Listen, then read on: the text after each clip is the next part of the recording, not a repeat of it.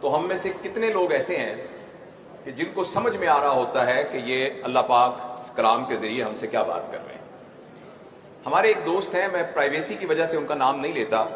وہ پاکستان کے ایک صوبے کے چیف جسٹس ریٹائر ہوئے تھے، تو انہوں نے یہ واقعہ بتایا کہ میں ایک سرکاری ڈیلیگیشن کے ساتھ سعودی عرب گیا، تو وہاں انہیں عمرے کے لیے بھی ہمیں لے گئے، تو عمرے میں انہوں نے پروٹوکال دیا تو بالکل پہلی صف میں امام صاحب کے پیچھے ہی ہم نماز پڑھ رہے تھے، تو فجر کی نماز تھی، تو نماز میں امام صاحب نے کچھ تلاوت کی تو امام صاحب رونے لگ گئے، اور جو میرے دائیں بائیں لوگ تھے وہ بھی رونے لگ گئے۔ میں سوچوں کہ یہ کیوں رو رہے ہیں اور مجھے رونا ہی نہ آئے، اور جب سلام پھیرا تو سب کے گال بھیگے ہوئے تھے، امام صاحب کی بھی گھگی بندھی ہوئی تھی،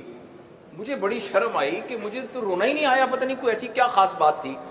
تو میں نے ساتھ والے سے پوچھا، اس نے کہا آپ نے سنا نہیں جب انہوں نے کہا تھا وَامْتَازُوا الْيَوْمَ أَيُّهَا الْمُجْرِمُونَ، تو اس پر امام صاحب کی رونے لگ گئے۔ تو اس نے کہا اس کا کیا مطلب ہے؟ انہوں نے کہا اس کا مطلب یہ ہے کہ قرآن کی آیت ہے جس میں اللہ پاک کہیں گے کہ آخرت میں سب لوگ اکٹھے ہی ہوں گے بیٹھے ہوئے، تو اچانک اللہ پاک یہ کہیں گے کہ اے مجرموں آج تم الگ الگ ہو جاؤ، تو ایک دم ایک دیوار گرے گی اور کچھ لوگ ادھر ہو جائیں گے کچھ لوگ ادھر ہو جائیں گے، تو اس بات کا خوف ہوا کہ کم ہم کہیں دیوار کے پرلی طرف تو نہیں ہوں گے۔ تو وہ جو چیف جسٹس تھے نا، وہ کہتے ہیں میں اس وقت تو نہیں رویا،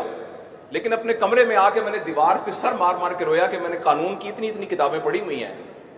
لیکن مجھے اس بات کی سمجھ نہیں آئی کہ اللہ پاک نے قرآن میں کیا کہا۔ میں آپ سے یہ نہیں کہتا کہ آپ میں سے کتنے لوگ ایسے ہیں جنہوں نے جب اس بچے نے تلاوت کی تو ان کو سمجھ میں آ رہا تھا، ہم میں سے کتنے لوگ ایسے ہیں کہ جب انہوں نے کہا والتین والزیتون، قسم ہے انجیر کی، قسم ہے زیتون کی، وطور سینین، اور جو طور سینا کے پہاڑ کی، بہذا البلد الامین، تو ہم میں سے کتنے، اور انسان کو بہترین خلق سے پیدا کیا، تو ہم میں سے کتنے لوگوں کو یہ بات سمجھ میں آئی تھی کہ اس طرح کی عجیب ڈفرنٹ قسم کی قسمیں کھانے کے بعد اللہ پاک نے یہ کیوں کہا ہے؟ البتہ یہ بات میں آپ سے تو نہیں کہتا کہ آپ ہاتھ کھڑا کر کے بتائیں کہ کتنے لوگوں کو یہ بات سمجھ میں آ رہی تھی۔ البتہ پچھلی حکومت میں ایک دفعہ اسلام آباد کے کنونشن سینٹر میں نوجوانوں کا ایک سمپوزیم پچھلی حکومت نے بلایا تھا، تو مجھے بھی انہوں نے ایک اسپیکر کے طور پہ بلایا تھا، اور موضوع کی نوعیت ایسے تھی کہ تمام نوجوان تھے 4500۔ میں نے ان سے پوچھا کہ آپ میں سے کتنے لوگ ایسے ہیں جنہوں نے کم از کم ایک دفعہ قرآن کو مفہوم کے ساتھ پڑھا ہوا ہے؟ آپ یقین کریں کہ وہ 4500 جو کہ پوسٹ گریجویٹ تھے، پی ایچ ڈی بھی تھے، ان میں سے ایک بھی ہاتھ کھڑا نہیں ہوا۔ تو مجھے ابھی بیٹھے بیٹھے یہ خیال آیا کہ میرے بہت ہی پیارے دوستوں، بہت ہی پیارے بھائیوں، تھوڑے